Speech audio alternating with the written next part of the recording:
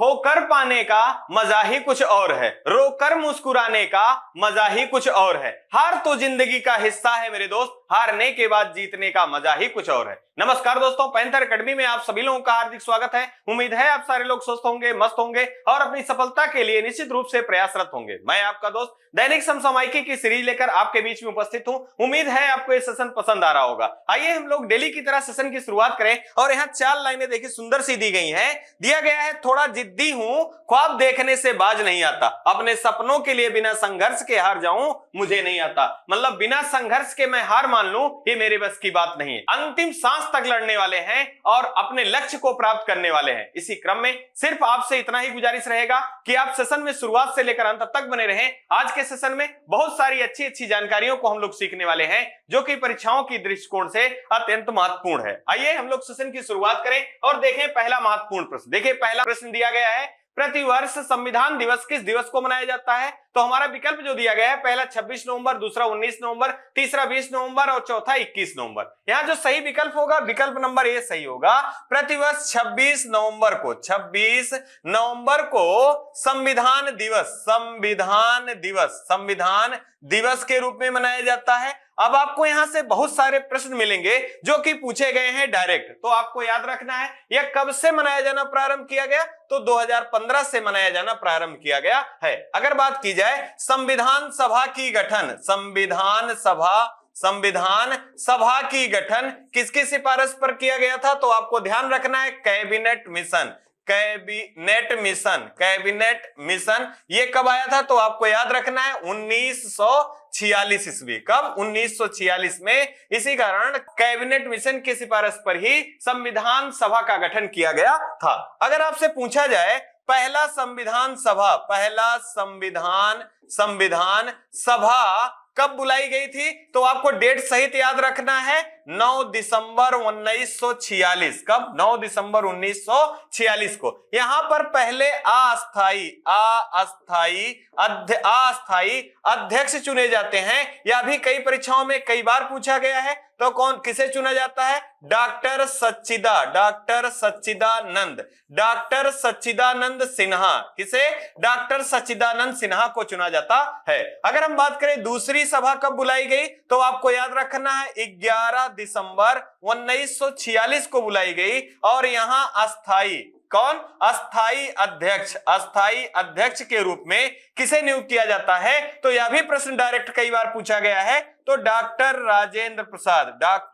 राजेंद्र प्रसाद जी को चुना जाता है। इसी क्रम में मित्रों 2 नाम और याद रखना है। पहला आपको याद रखना है एच सी मुखर्जी का, इन्हें उपाध्यक्ष चुना जाता है। क्या चुना जाता है? उपाध्यक्ष चुना जाता है। साथ ही साथ बी एन राव को नहीं भूलना है आपको। इन्हें संवैधानिक सलाहकार के रूप में नियुक्त किया जाता है। यह भी कई बार परीक्षाओं में पूछा गया है। अगर पूछा जाए कि संविधान सभा के बनने में कितना समय लगा, तो आपको ध्यान रखना है यहां पर 2 वर्ष और 2 वर्ष 11 माह 18 दिन का समय लगा था। यह भी अत्यंत महत्वपूर्ण है, कई परीक्षाओं में यह भी पूछा गया है। इसी क्रम में आपको अन्य दिवस जो दिए गए हैं इनको रिकॉल कर लेना है। अगर बात की जाए 19 नवंबर की, तो आपको याद रखना है विश्व शौचालय दिवस कब मनाया जाता है? तो शौचालय दिवस मनाया जाता है 19 नवंबर को। साथ ही साथ अंतरराष्ट्रीय पुरुष दिवस कब मनाया जाता है? तो ये 19 नवंबर को। और राष्ट्रीय एकीकरण दिवस कब मनाया जाता है? तो ये मनाया जाता है 19 नवंबर को। अगर 20 नवंबर की बात कर लें, तो आपको याद रखना है अंतरराष्ट्रीय बाल दिवस। कौन सा? अंतरराष्ट्रीय बाल दिवस कब मनाया जाता है? तो ये 20 नवंबर को मनाया जाता है। जबकि राष्ट्रीय बाल दिवस, राष्ट्रीय बाल दिवस कब मनाया जाता है? तो ये 14 नवंबर को मनाया जाता है, यह भी आपको याद रखना है। आइए इसी क्रम में अगला महत्वपूर्ण प्रश्न देखें। अगला है, हाल ही में चर्चा में रहा निक्षय मित्र का ब्रांड एम्बेसडर के रूप में किसे चुना गया? तो यहाँ विकल्प हमारे दिए गए हैं, पहला शरद कमल, दूसरा MS मैरी कॉम, तीसरा दीपा मलिक, चौथा दिया गया विनेश फोगाट। यहाँ जो सही होगा विकल्प, हमारा विकल्प नंबर सी सही होगा, दीपा मलिक। दीपा मलिक ये पैरा खिलाड़ी हैं, आपको ध्यान रखना, पहला पैरा खिलाड़ी हैं और इनको निक्षय मित्र का ब्रांड एम्बेसडर बनाया गया है। अब सबसे पहला प्रश्न यही पूछा जा सकता है कि ये निक्षय मित्र किससे संबंधित है? तो टीबी रोग से संबंधित है निक्षय मित्र। और टीबी उन्मूलन का लक्ष्य भारत के द्वारा कब तक का रखा गया है? तो 2025 तक का रखा गया है। इसी के परिप्रेक्ष्य में योजना चलाई गई है जिसका नाम है निक्षय मित्र। और इसका ब्रांड एम्बेसडर किसे बनाया गया? इसे बनाया गया है दीपा मलिक को। अब यहाँ टीबी से कुछ महत्वपूर्ण प्रश्न पूछे जाते हैं। जैसे पहला प्रश्न ही पूछ लिया जाता है कि टीबी किसके द्वारा होने वाली रोग है? तो जीवाणु या बैक्टीरिया से होने वाली बीमारी जो है ये टीबी है। साथ ही साथ इसके बैक्टीरिया का नाम क्या है? तो माइक्रोबैक्टीरियम ट्यूबरक्लोसिस जो है इसके बैक्टीरिया का नाम है। अगर आपसे पूछा जाए मित्रों कि इसका खोज किसने किया था, तो रॉबर्ट कोच नामक वैज्ञानिक ने किया था। अब यहां से एक अगला प्रश्न पूछा जाता है कि विश्व टीबी दिवस कब मनाया जाता है? तो विश्व टीबी दिवस जो है ये प्रत्येक वर्ष 24 मार्च को मनाया जाता है। कब? 24 मार्च को मनाया जाता है। इसी क्रम में एक आपको याद रखना है, टीका BCG का टीका किससे संबंधित है? तो टीबी से संबंधित है BCG का टीका, यह भी आपको याद रखना है। अब अन्य विकल्प भी काफी महत्वपूर्ण है और चर्चा में खूब बने हैं, यहां से प्रश्न बनने की संभावना भी प्रबल है। अगर हम बात करें शरद कमल की तो यहां से 4 प्रश्न आपको जरूर याद रखना है। पहला अगर पूछ लिया जाए, अंतरराष्ट्रीय ओलंपिक संघ के सदस्य के रूप में किस पहले भारतीय को चुना गया है? तो ये कौन है? ये शरद कमल है। पहला प्रश्न हो गया। साथ ही साथ दूसरा प्रश्न आप याद रखेंगे, कॉमनवेल्थ गेम में सर्वाधिक पदक विजेता के रूप में कौन से खिलाड़ी रहे और इनका खेल क्या है? तो टेबल टेनिस खिलाड़ी हैं। और ये कितने पदक जीता था इन्होंने? 3 पदक जीता था। और 2022 का मित्रों भूलना नहीं है, मेजर ध्यानचंद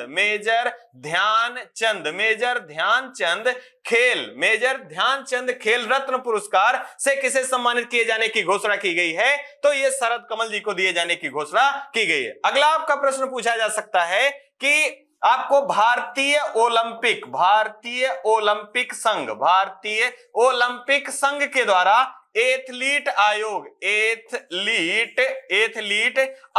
का गठन किया गया है। इसमें सदस्यों की संख्या कितनी है? तो सदस्यों की संख्या 10 है मित्रों। और यहीं पे अध्यक्ष याद रखेंगे दोस्तों, अध्यक्ष किसे नियुक्त किया गया है? तो MS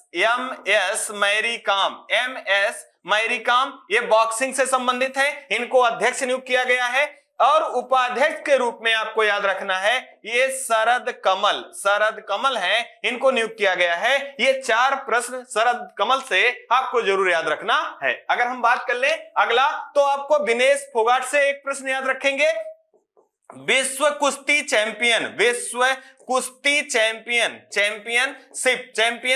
सबसे पहले ये आयोजन कहां हुआ था? तो आपको याद रखना है सर्बिया की राजधानी बेलग्रेड में इसका आयोजन किया गया था। और 2 पदक जीतने वाली पहली भारतीय खिलाड़ी, महिला खिलाड़ी के रूप में कौन है? तो ये विनेश फोगाट हैं, यह भी आपको याद रखना है। यकीन मानिए दोस्तों, ये सारे प्रश्न कहीं ना कहीं परीक्षा में बनने वाले हैं और छपने वाले हैं। आप अगर इतना रिकॉल रखेंगे, याद रखेंगे, जब भी परीक्षाएं होंगी और यहां से प्रश्न बनेंगे तो आपके गलत होने नहीं वाले हैं। यहां देखिए आपको दीपा मलिक का पिक्चर भी दिखाया गया है, आपको ध्यान रखना है। आइए इसी क्रम में हम लोग आगे बढ़ते हैं, अगला महत्वपूर्ण प्रश्न देख लेंगे। अगला है, हाल ही में किसे 74वें गणतंत्रता दिवस के मुख्य अतिथि के रूप में बुलाया गया है। अब यहां ध्यान देना है क्रम कौन सा है गणतंत्रता दिवस का, तो ये 74वां है। और इसमें किसे बुलाया गया है, तो देखिए पहला दिया गया है डॉक्टर इरफान अली, दूसरा डॉक्टर तैयब, तीसरा अब्दुल फताह अल सीसी और चौथा दिया गया इनमें से कोई नहीं। यहां जो हमारा सही विकल्प होगा विकल्प नंबर सी सही होगा। अब पहला नाम हमने जान लिया मित्रों कि अब्दुल फताह अली सीसी जो हैं ये भारत के 74वें गणतंत्रता दिवस के क्या होंगे, मुख्य अतिथि के रूप में इन्हें बुलाया गया है। अब ये किस देश से संबंधित है, तो आपको याद रखना है मित्रों मिस्र से। और मिस्र को इजिप्ट के नाम से भी जाना जाता है, जिसकी राजधानी क्या है, काहिरा। क्या है, काहिरा। अगर हम बात करें यहां अन्य जानकारियों के परिप्रेक्ष्य में, तो आपको जरूर याद रखना है कि भारत में पूर्ण रूप से संविधान, भारत में पूर्ण रूप से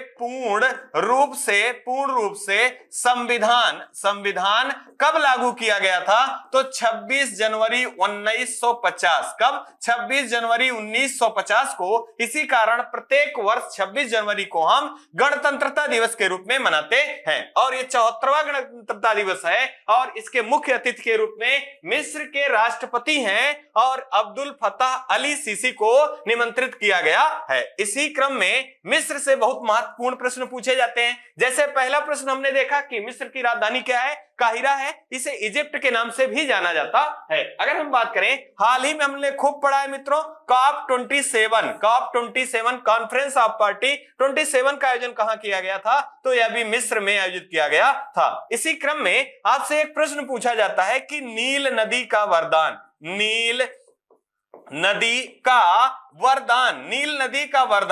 किस देश को कहा जाता है, तो आप ध्यान रखेंगे दोस्तों मिस्र देश को नील नदी का वरदान कहा जाता है। अब यहां से एक प्रश्न और भी पूछा जाता है कि नील नदी का उद्गम कहां से है, तो आप दो स्थल याद रखेंगे। आपको याद रखना है सूडान की राजधानी खार्तून, और आपको याद रखना है यहां से विक्टोरिया झील ये कहां से निकलती है, ये तंजानिया से निकलती है। आपको याद रखना है यहां से सूडान की राजधानी खार्तून जो है यहां नीली नील और विक्टोरिया झील से श्वेत नील, ये दोनों नदियां जो हैं जाकर कहां मिलती हैं, सूडान के खार्तून की राजधानी में मिलती हैं नीली नील और श्वेत नील। और यहां से ये नील नदी के नाम से जानी जाती है। अब यहां से अगला प्रश्न पूछा जाता है कि विश्व की सबसे लंबी नदी कौन सी है, तो ये नील नदी है। जबकि यही पूछ लिया जाए सबसे बड़ी नदी कौन सी है, तो अमेजन नदी जो है ये सबसे बड़ी नदी के रूप में है। भारत के परिप्रेक्ष्य में अगर पूछ लिया जाए मित्रों, तो आप जरूर ध्यान रखें गंगा नदी जो है ये सबसे लंबी नदी है भारत की, आपको याद रखना है। अब यहां मिस्र से एक प्रश्न और भी नील से पूछा जाता है स्वेज नहर जो है ये किन किन को जोड़ती है, तो आपको ध्यान रखना है स्वेज नहर जो है ये भूमध्य सागर साथ ही साथ लाल सागर, किसे, लाल सागर को कौन जोड़ती है, स्वेज नहर है ये जोड़ती है। अगर आप बात करें स्वेज नहर का संबंध कहां से है, तो मिस्र से स्वेज नहर का संबंध है, यह भी आपको याद रखना है। इसी क्रम में आप अगला महत्वपूर्ण प्रश्न देखिए यहां अत्यंत महत्वपूर्ण नाम यहां दिया गया है डॉक्टर इरफान अली। अगर आप याद कर पा रहे हैं दोस्तों, तो हम लोगों ने 17वें प्रवासी भारतीय दिवस के मुख्य अतिथि के रूप में किसे पढ़ रखा है, तो डॉक्टर इरफान अली को पढ़ रखा है। और ये गुयाना के राष्ट्रपति हैं। क्या है, गुयाना के राष्ट्रपति कौन है, तो आपको याद रखना है गुयाना के राष्ट्रपति जो हैं डॉक्टर इरफान अली हैं और 17वें प्रवासी भारतीय के मुख्य अतिथि के रूप में नियुक्त किए गए हैं, आपको ध्यान रखना है। इसी क्रम में कहां होगा, तो इंदौर। कहां होगा मित्रों, इंदौर, जो कि मध्य प्रदेश का शहर है, यहां पर इसका आयोजन किया जाएगा। अगर हम बात करें अगले की, तो डॉक्टर तैयब इनका संबंध पाकिस्तान से है। अब यहां से पाकिस्तान से है, तो यहां से एक महत्वपूर्ण प्रश्न पूछा जा सकता है कि अंतरराष्ट्रीय हाकी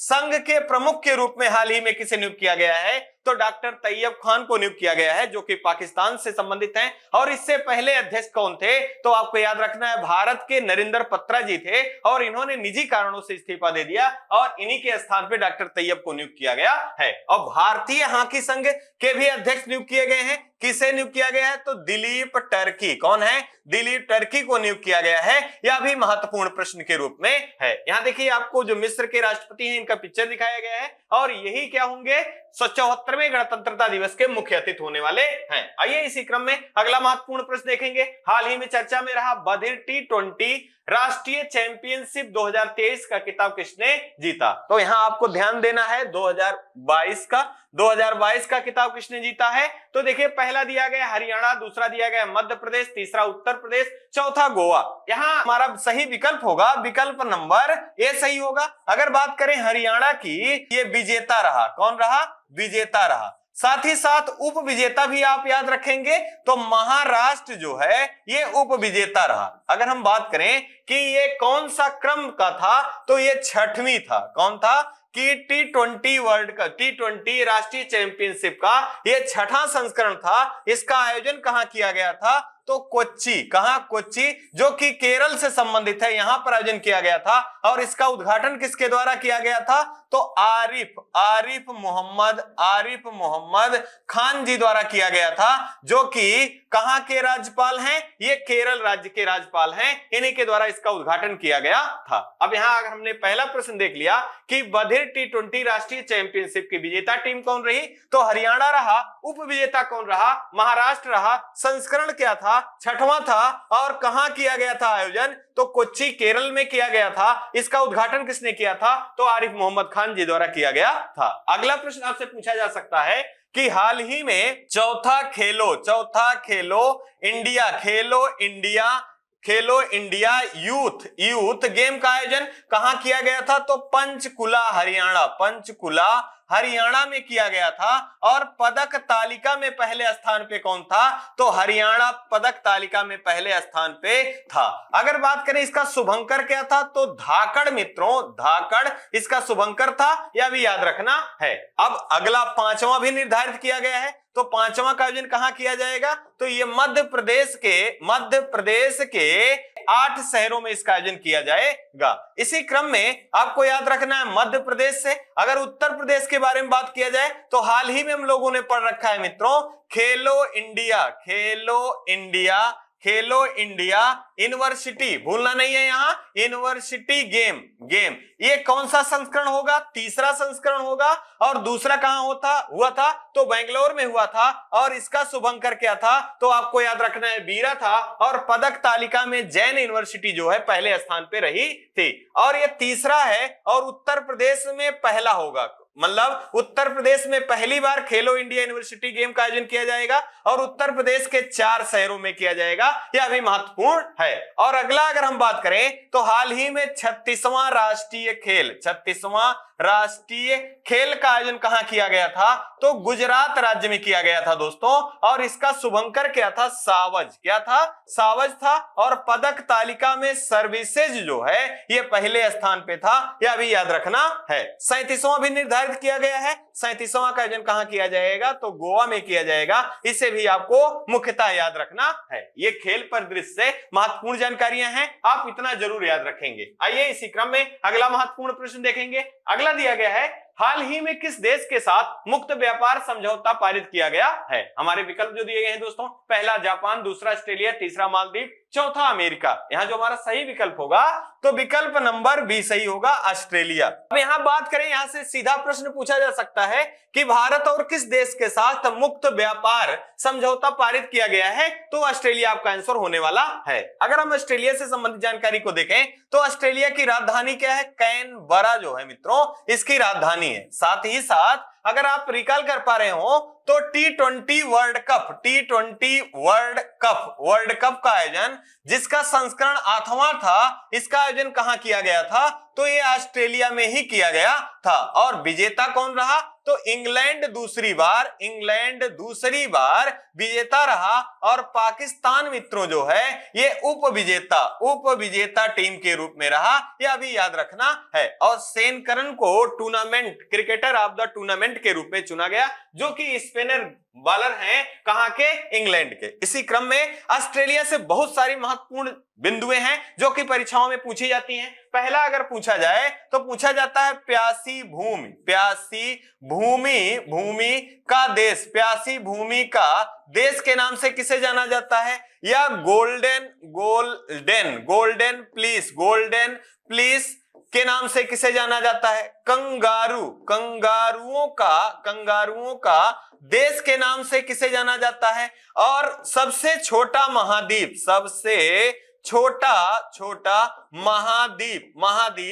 कौन सा है, तो यह भी प्रश्न महत्वपूर्ण है, तो आपको ध्यान रखना है। ये सारे का संबंध ऑस्ट्रेलिया से है, ये महत्वपूर्ण जानकारी है। इसी क्रम में पूछा जाता है कि प्रवाल भित्ति से बना सबसे बड़ा जो बैरियर रीफ है उसका नाम क्या है, तो ग्रेट बैरियर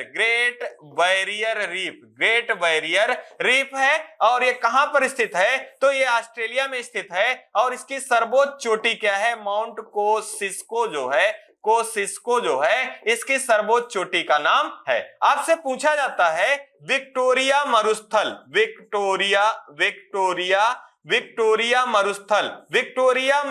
का संबंध किससे है, तो आपको याद रखना है विक्टोरिया मरुस्थल कहां पर स्थित है, तो ये कहां स्थित है, ऑस्ट्रेलिया में स्थित है। पूछा जाता है काल गुरली और काल गुर्डी ये दोनों खाने किस से संबंधित हैं, तो आपको ध्यान रखना है ये सोने की खाने हैं। कालगुल्ली और कुलगार्डी जो हैं ये सोने की खाने हैं, और ये कहां से संबंधित हैं, ऑस्ट्रेलिया से संबंधित हैं, आपको याद रखना है। इसी क्रम में पूछा जाता है कि विश्व के तमाम हिस्से में या विश्व के तमाम सारे देशों में चक्रवात को अन्य नाम से जाना जाता है, तो चक्रवात को ऑस्ट्रेलिया में किस नाम से जाना जाता है, तो विली के नाम से चक्रवात को जाना जाता है ऑस्ट्रेलिया में। इसी क्रम में आप याद रखेंगे एक अगला महत्वपूर्ण प्रश्न है, अगर आपसे पूछ लिया जाए कि ऑस्ट्रेलिया का निम्नतम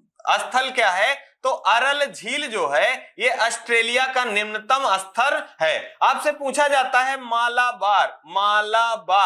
मालाबार युद्धाभ्यास का संबंध किससे है, तो क्वाड देशों का ये युद्धाभ्यास है, जिसमें कौन कौन शामिल है, तो आप याद रखेंगे जापान शामिल है, साथ ही साथ यूएसए शामिल है, ऑस्ट्रेलिया शामिल है और भारत शामिल है, यह भी याद रखना है। ऑस्ट्रेलिया के हाल ही में प्रधानमंत्री नियुक्त किए गए हैं, कौन है, तो एंथोनी एल्बानीज जो हैं ये ऑस्ट्रेलिया के प्रधानमंत्री नियुक्त किए गए हैं, यह भी आपको याद रखना है। आइए इसी क्रम में हम लोग अगला महत्वपूर्ण प्रश्न देख ले। अगला आपका है हाल ही में चर्चा में रहा global partnership on artificial intelligence, जिसे GPAI के नाम से जाना जाता है, कि मेजबानी किस देश को प्रदान किया गया है। यहां देखिए विकल्प हमारे दिए गए, पहला फ्रांस, दूसरा चीन, तीसरा भारत, चौथा बांग्लादेश। यहां जो हमारा सही विकल्प होगा विकल्प नंबर सी सही होगा, भारत। अगर हम बात करें कि भारत जो है ये 2023 में GPAI का क्या करेगा, मेजबानी करेगा, तो आपको ध्यान रखना है ये अत्यंत महत्वपूर्ण प्रश्न के रूप में है। और इसकी अध्यक्षता किसके पास थी, तो फ्रांस के पास थी। किसके पास थी, फ्रांस के पास थी। फ्रांस की राजधानी क्या है, पेरिस है, और किस नदी के तट पर स्थित है, तो ये सीन नदी के तट पर स्थित है। इसी क्रम में अब कुछ महत्वपूर्ण जानकारियां हैं या कुछ ऐसे सम्मेलन हैं जो कि 2023 में भारत मेजबानी करने वाला है, और यह परीक्षाओं की दृष्टिकोण से अत्यंत महत्वपूर्ण है। इनको हम रिकॉल कर लें तो हमारे प्रश्न गलत होने वाले नहीं है। जैसे अगर पहला संगठन है SCO, संघाई सहयोग कोऑपरेशन, अगर इसकी बात करें तो 2022 की बात करें तो इसका सम्मेलन बुलाया गया था। कहां बुलाया गया था, तो उज्बेकिस्तान के समरकंद समरकंद में बुलाया गया था। और 2023 की बात कर लें दोस्तों तो ये कहां बुलाया जाएगा, भारत में बुलाया जाएगा। आपको इसको याद रखना है। इसी क्रम में G20 को भूलना नहीं है। G20 देशों का 2022 की बैठक कहां बुलाई गई थी, तो ये इंडोनेशिया के बाली में बुलाया गया था। और आपको याद रखना है कि 2023 में इसकी बैठक कहां बुलाई जाएगी, तो भारत में बुलाई जाएगी। और किस राज्य में, तो जम्मू कश्मीर राज्य में। और इसके शेरपा कौन होंगे, तो अमिताभ कांत जी इसके शेरपा नियुक्त किए गए हैं। इसी क्रम में 13वां पुरुष विश्व कप, 13वां पुरुष विश्व कप, क्रिकेट विश्व कप का आयोजन कहां किया जाएगा, तो यह भी ध्यान रखना है कि इसका आयोजन भारत में किया जाएगा। इसी क्रम में आपको याद रखना है विश्व हॉकी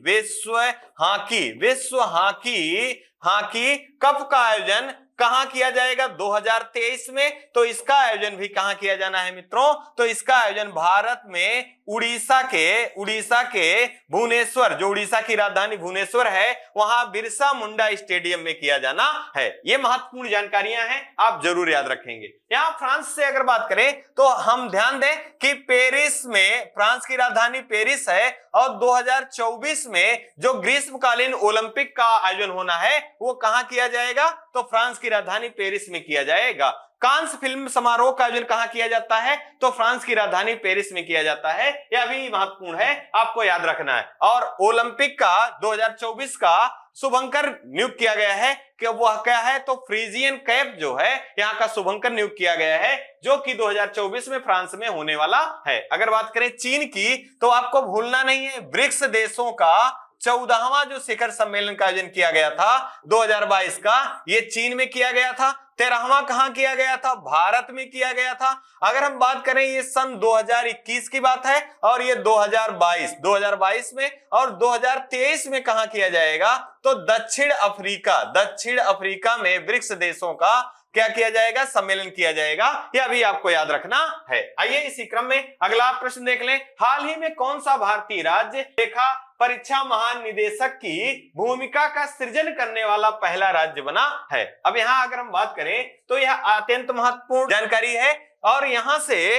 अगर हम केंद्र की बात करें तो वहां लेखा महापरीक्षक की नियुक्ति होती है। और यहां पर पहला भारत का राज्य जो है जिसने लेखा महापरीक्षक महानिदेशक का क्या किया है, नियुक्ति किया है, तो यह भी महत्वपूर्ण है। अगर हम बात करें विकल्प की तो हमारा विकल्प जो दिए गए, पहला तमिलनाडु, दूसरा मध्य प्रदेश, तीसरा हरियाणा, चौथा राजस्थान। यहाँ जो सही हमारा विकल्प होगा, विकल्प नंबर ये सही होगा, तमिलनाडु राज्य के द्वारा लेखा परीक्षा महानिदेशक की भूमिका का सृजन करने वाला ये भारत का पहला राज्य बना है। अगर बात करें तमिलनाडु की तो इसकी राजधानी चेन्नई क्या है, इसकी राजधानी है। और अगर बात करें मुख्यमंत्री की तो आप ध्यान रखेंगे एम के स्टालिन जो हैं यहाँ के मुख्यमंत्री हैं। और आर एन रवि जी जो हैं यहाँ के राज्यपाल के रूप में हैं। अब यहां से बहुत सारी महत्वपूर्ण जानकारियां हैं, आपको पुनः रिकॉल कर लेना है। अगर पूछा जाए भारत का पहला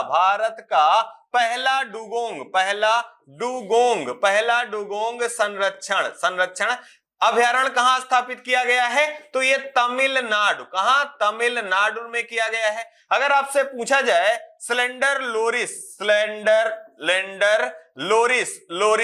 अभयारण्य कहां स्थापित किया गया है, तो यह भी तमिलनाडु में किया गया है। अगर आपसे पूछा जाए T+2 पुरस्कार किस टाइगर रिजर्व को दिया गया है, तो सत्यमंगलम टाइगर रिजर्व, यह भी तमिलनाडु से संबंधित है। साथ ही साथ पूछा जाए आपसे हाल ही में आर्द्र भूमियों की संख्या भारत में सर्वाधिक किस राज्य में है, तो ये तमिलनाडु राज्य में है। कितनी है, 14 है। और दूसरे स्थान पे कौन है, उत्तर प्रदेश है। कितना है, तो 10 आर्द्र भूमियां हैं। आपसे पूछा जा सकता है खाद्य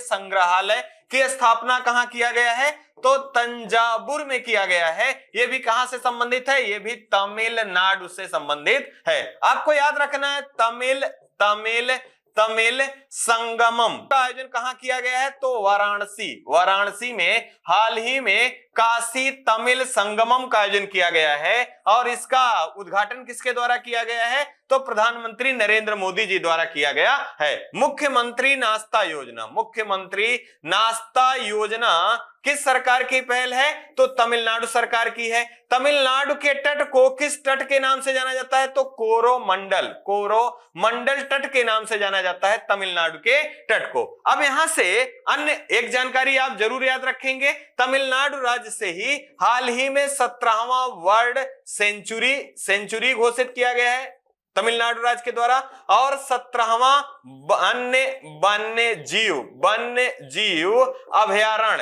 जीव अभयारण्य भी घोषित किया है। किसने? तमिलनाडु ने। इसका नाम क्या है? तो दक्षिण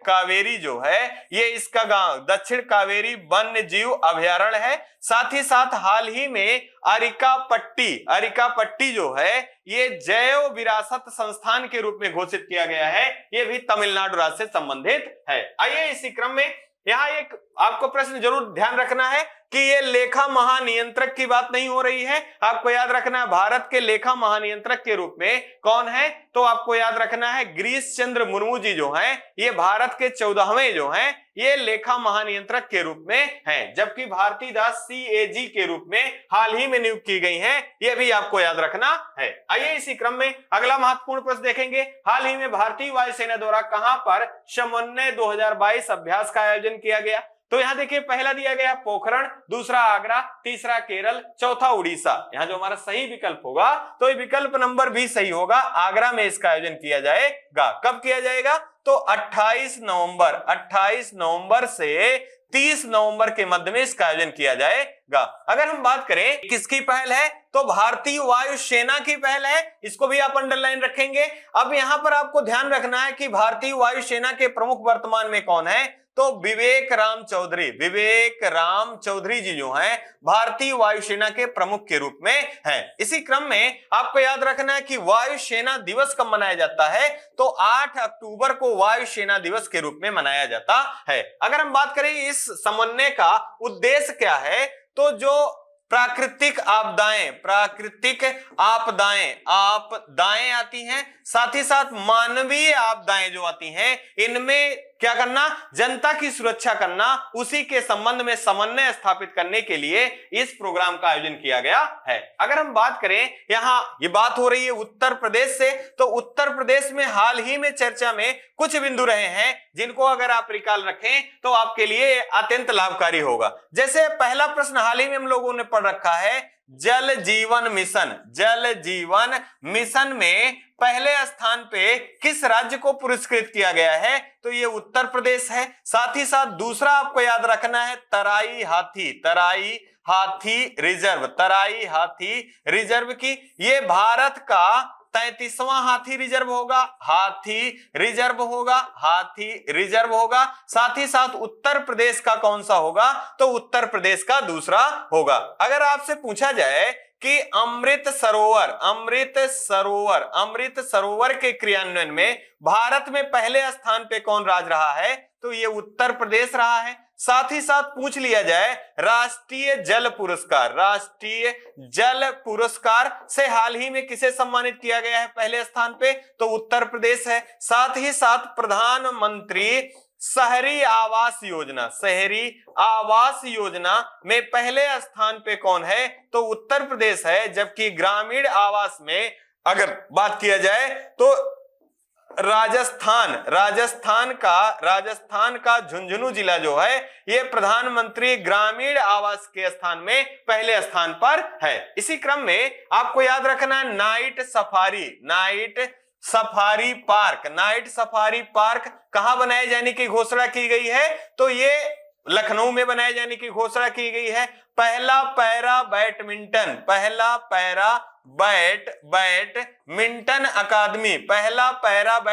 अकादमी कहां बनाई जाएगी? तो ये लखनऊ में बनाए जाने की घोषणा की गई है। ब्रह्मोस विनिर्माण विनिर्माण निर्माण केंद्र कहां बनाए जाने की घोषणा की गई है, तो यह भी लखनऊ में बनाए जाने की घोषणा की गई है। अगर आप बात करें यहां अन्य जानकारियों के परिप्रेक्ष्य में, तो आप जरूर याद रखें पोखरण से संबंधित तो आपसे पूछा जाता है कि भारत में पहला परमाणु परीक्षण कब हुआ था, तो 1978 ईस्वी में हुआ था। और यह कहां, राजस्थान के पोखरण में, और इसका नाम जो रखा गया था इस्माइलिंग